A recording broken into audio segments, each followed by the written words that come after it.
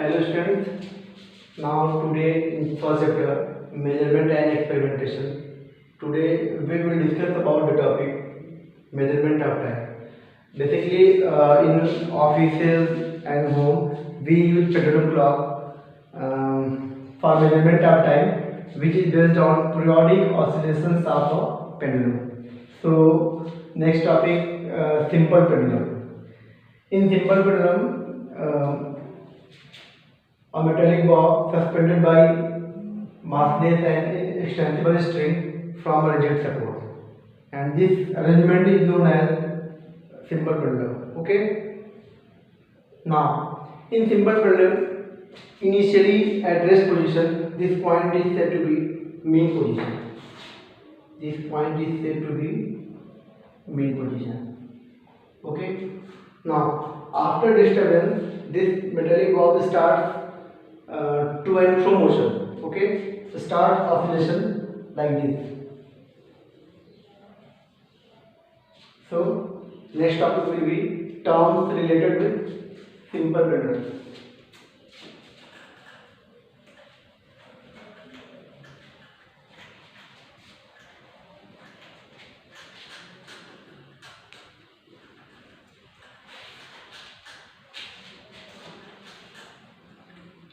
Next topic will be terms related with simple pendulum.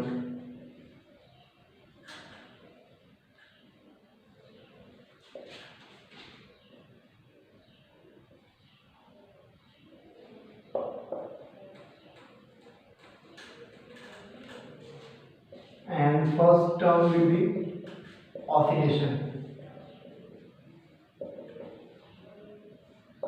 In simple pendulum, during to and fro motion, one complete cycle of pendulum is known as oscillation. One complete cycle means like this. One cycle. This is also known as one cycle, and this is also known as one cycle. Okay. Now, second topic will be time period.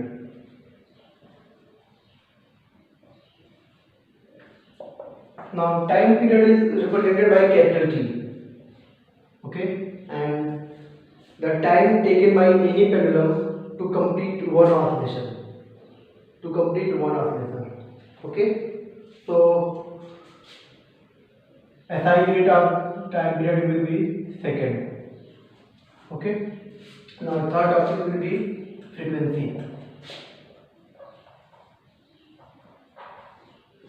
Frequency is represented by small f, and in simple pendulum, during to and fro motion, number of oscillation made by pendulum.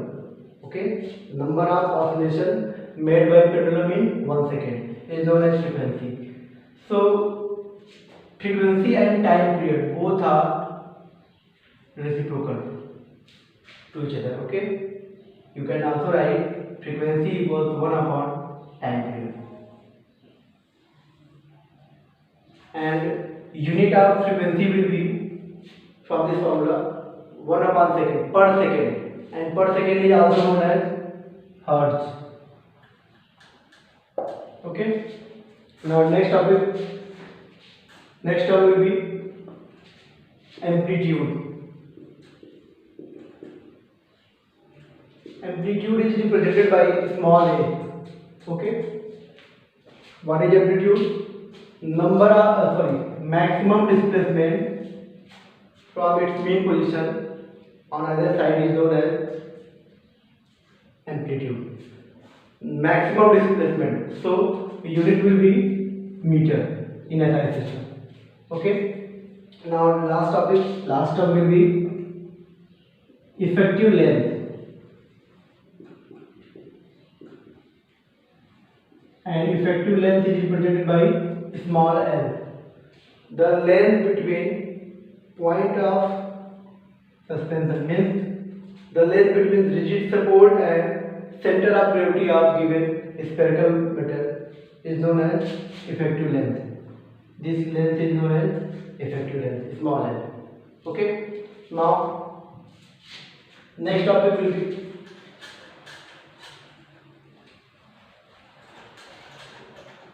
Now we will discuss about factor affecting time period of any simple pendulum during to and fro motion. Okay. First factor which affect the time period is known is length, effective length.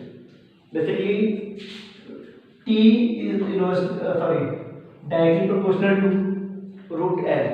Time period of any simple pendulum is directly proportional to square root of effective length.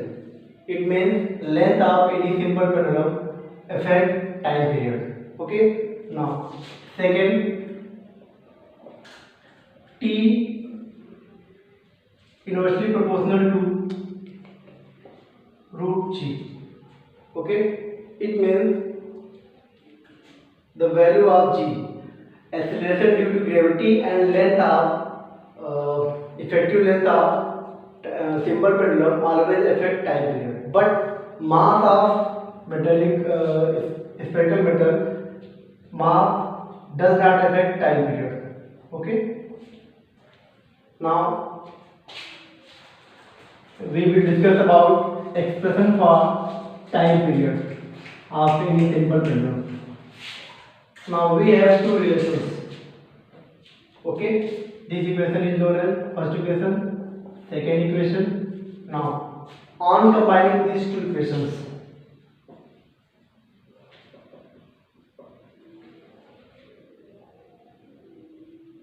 on combining equation first and second, we have T proportional to root L by G, and this symbol is replaced by a constant 2 pi, and this is expression for time period of any simple pendulum. Okay, T equals 2 pi root L by G, where T is time period of simple pendulum, L is effective length. Okay, length between rigid support and center of gravity of metal. Okay, and G acceleration due to gravity, and 2 and pi. 2 pi is a constant. Okay. Now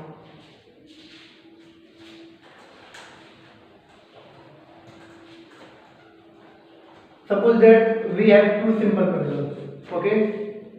In first case, if length of first simple pendulum is L1 and length of second simple pendulum is L2, and time period of first pendulum is T1 and time period of second pendulum is T2, then by using this formula T equals 2 pi root L by G, we have T1 equals 2 pi root L1 upon G. G is constant. Okay. Now, for second pendulum, T2 equals 2 pi root L2 upon G. This is second equation. Now, equation first divided by equation second. Okay. Then we have T1 upon T2, 2 pi root L1 by G upon 2 pi root L2 by G. Now we have T1 upon T2, 2 pi cancel, is equals to root L1 upon G into root G upon L2. Now we have T1 upon T2, root G cancel. Okay, L1 upon L2. There will be numerical in this chapter on this formula. T1 upon T2 is equals to root L1 upon L2. Now we will discuss one problem based on this formula. There will be another numerical based on time period of simple pendulum. Maybe length of pendulum is given, the value of G 9.8 or 10 is given. Then find out the value of time period. But now we will discuss about numerical based on T1 upon T2 equals root L1 upon L2. Now question is the time period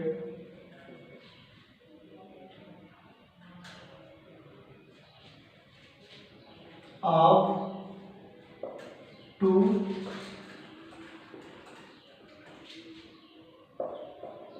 simple pendulums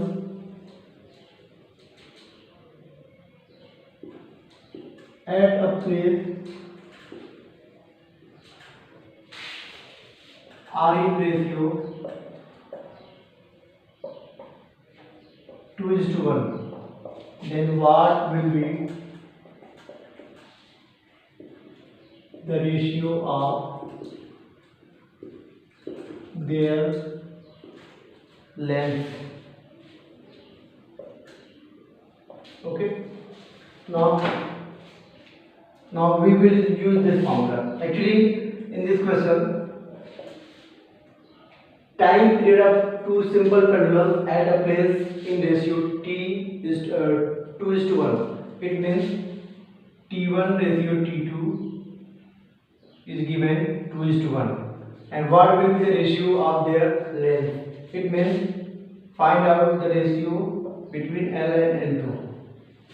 So we have formula t1 upon t2, okay, root L1 upon L2. Now the value of t1 is to t2, 2 by 1 is equals to root L1 upon L2. Now on squaring both sides, okay, we have on squaring both sides, we